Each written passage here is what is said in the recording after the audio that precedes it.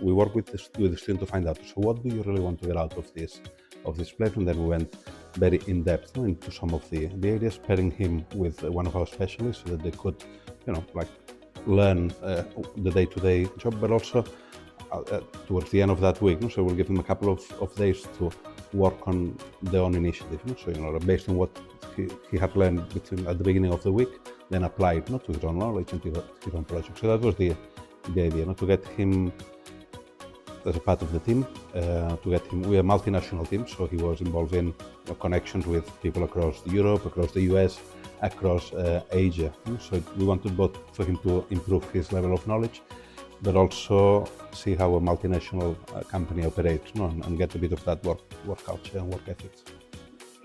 I think it gives them that exposure in a controlled environment, so there's not much of a risk for them. It's just an understanding of how things would work for them in the real life. And I think that's an excellent way of learning how to what their approach will be when they get to that stage for real in their work life. I think that first of all, none of us were born learning everything that we know for our current jobs. So it is extremely important that that for individuals that start in a career, and the student, it's just starting his career, his professional career, it was very important to me for them, for students to get an exposure to what a day-to-day work looks like in an office. It's not just about what you've learned in the books, what you've practiced in projects at uni, but also, how do you get along with your colleagues? What's the work etiquette, the work ethics of an organization? What's your fit, with that organization? So that was, I would say, there is maybe 50% of what the placement was about that. It's like learning how to work in an environment with other people. I think that's a difficult skill to learn if you don't get exposure to an organization. Take the time to find the right fit for you.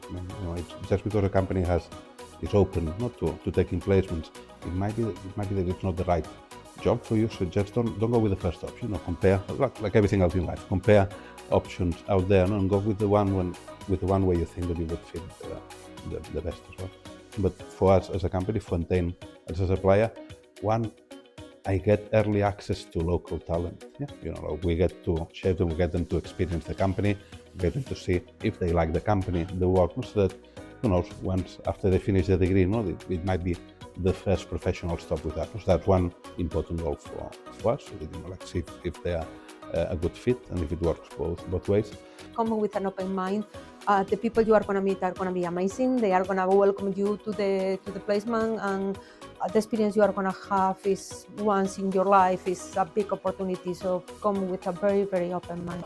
I think that for students, to me, again, like when you take your first internship or your first placement, really understand what are your personal goals. It's not just going along. Like in school, on university, you get a curriculum, you get lecturers that come in and teach you about it, and of course you get the opportunity to do projects and going on. But it's a fixed path here that there's effort and you need to deliver on it, but it is a fixed path that is set in front of you.